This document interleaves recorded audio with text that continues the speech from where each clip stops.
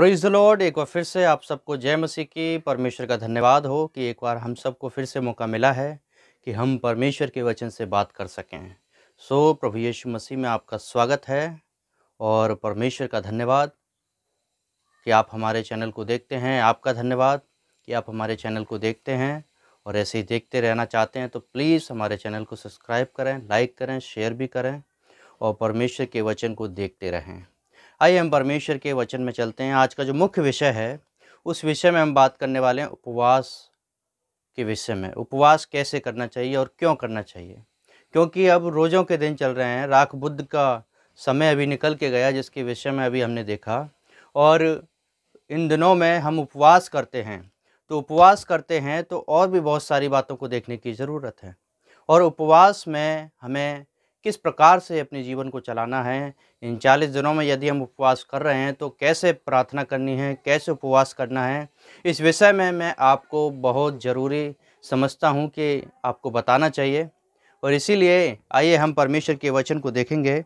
और जब हम पढ़ते हैं मत्ती रचित सुसमाचार उसका 6 अध्याय उसका 16 वचन, वहाँ पर इस प्रकार से पढ़ते हैं कि वहाँ पर लिखा है, जब हम पढ़ते हैं, जब तुम उपवास करो तो कपटियों के समान तुम्हारे मुंह पर उदासी ना छाई रहे, क्योंकि वे अपना मुंह बनाए रहते हैं ताकि लोग उन्हें उपवासी जाने। मैं तुमसे सच कहता हूँ कि वे अपना प्रतिफल पा चुके हैं। Praise the Lord.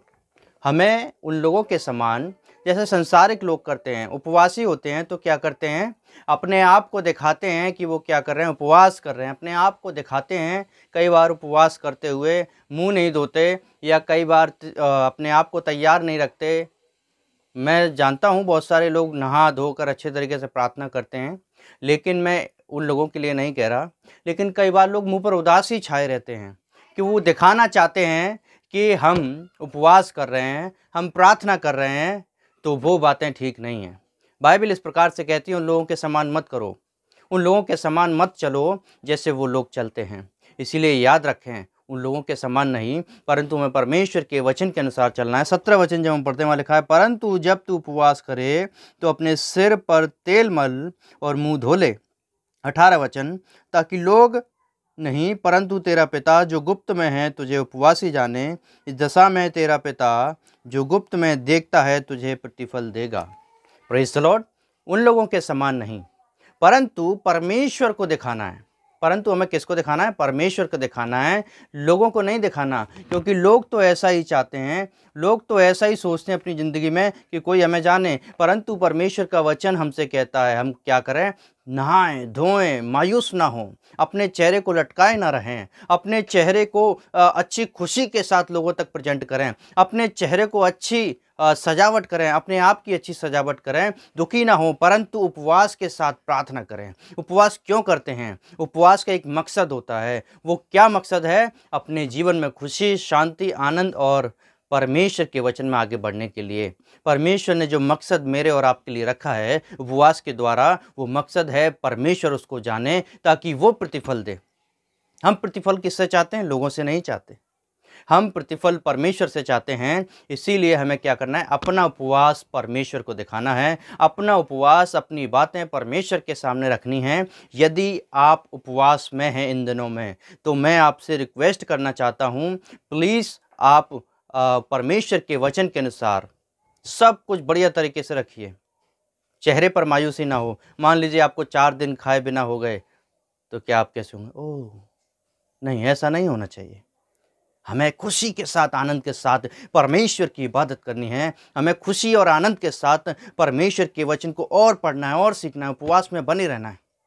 यदि कर रहे हैं तो, नहीं भी कर रहे तो कोई परेशानी नहीं है, क्योंकि परमेश्वर ज़बरदस्ती नहीं चाहता। जब हमारी आत्मा तैयार हो तभी हम उपवास रखें।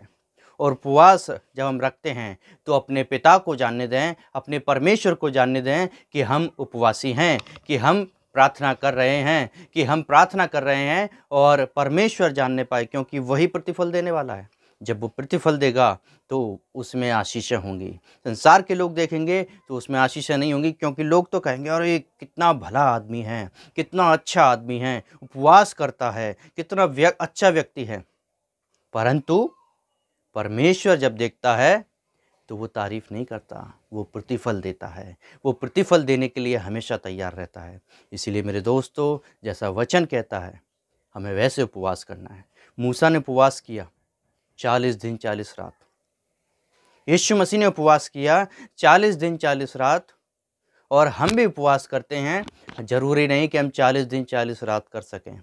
हम 1 दिन के लिए भी कर सकते हैं, 3 दिन के लिए भी कर सकते हैं, 5 दिन के लिए भी कर सकते हैं, 10 दिन के लिए भी कर सकते हैं, 40 दिन के लिए भी कर सकते हैं, क्योंकि परमेश्वर ने हमें ये अधिकार दिया है। परमेश्वर ने ये हमें सौंपा है कि हम उपवास में रहें। क्यों? क्योंकि हम अपनी आत्मिकता में, परमेश्वर के वचन में, अपने जीवन में शांति की ओर, आशीषों की ओर बढ़ सकें इसके द्वारा। और परमेश्वर ने ये एक और बात के लिए रखा है, ताकि हम परीक्षा में ना पड़ें। यीशु मसीह ने उपवास रखा, वो परीक्षा में ना पड़े। हमें भी प्रार्थना करनी है उपवास के साथ, प्रभु हमें परीक्षा में ना पड़ने दे, परंतु तेरे वचन में आगे बढ़ाए। Praise the Lord. सो परमेश्वर प्रभु यीशु मसीह का धन्यवाद हो। आज जब हमने परमेश्वर के वचन को सुना है, तो परमेश्वर आपको आशीष दे। ऐसे ही वचन सुनते रहने के लिए आप हमारे चैनल पे बने रहें, देखते रहें। प्रभु यीशु आप सबको आशीष दे। जय मसीह।